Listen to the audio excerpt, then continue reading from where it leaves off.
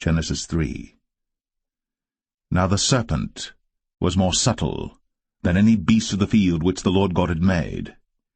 And he said unto the woman, Yea, hath God said, Ye shall not eat of every tree of the garden? And the woman said unto the serpent, We may eat of the fruit of the trees of the garden.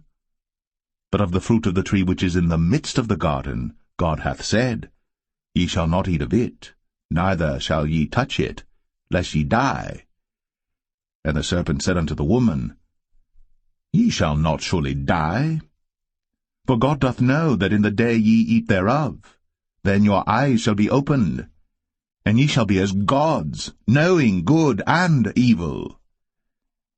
And when the woman saw that the tree was good for food, and that it was pleasant to the eyes, and a tree to be desired to make one wise, she took of the fruit thereof, and did eat, and gave also unto her husband with her, and he did eat.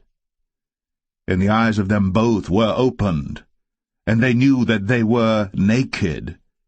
And they sewed fig leaves together, and made themselves aprons.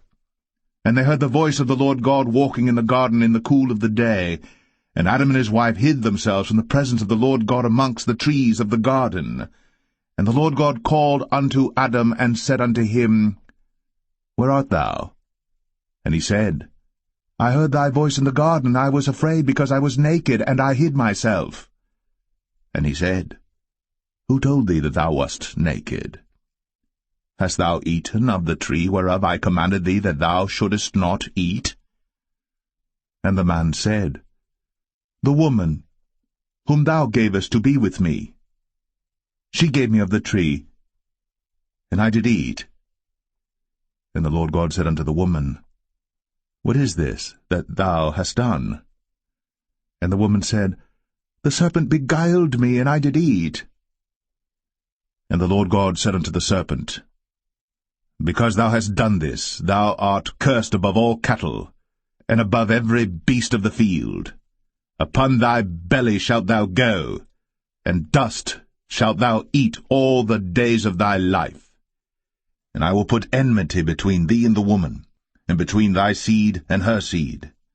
It shall bruise thy head, and thou shalt bruise his heel. Unto the woman he said, I will greatly multiply thy sorrow, and thy conception.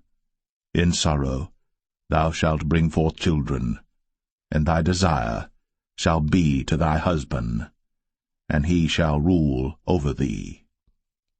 And unto Adam he said, Because thou hast hearkened unto the voice of thy wife, and hast eaten of the tree of which I commanded thee, saying, Thou shalt not eat of it, cursed is the ground for thy sake. In sorrow shalt thou eat of it all the days of thy life.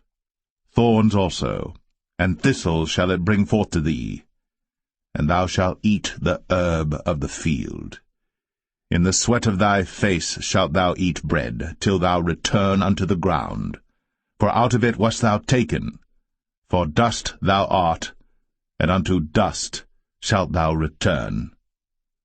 And Adam called his wife's name Eve, because she was the mother of all living. Unto Adam also and to his wife did the Lord God make coats of skins, and clothed them. And the Lord God said, Behold, the man is become as one of us, to know good and evil. And now, lest he put forth his hand, and take also of the tree of life, and eat, and live forever. Therefore the Lord God sent him forth from the Garden of Eden, to till the ground from whence he was taken. So he drove out the man, and he placed at the east of the Garden of Eden cherubims, and a flaming sword which turned every way, to keep the way of the tree of life.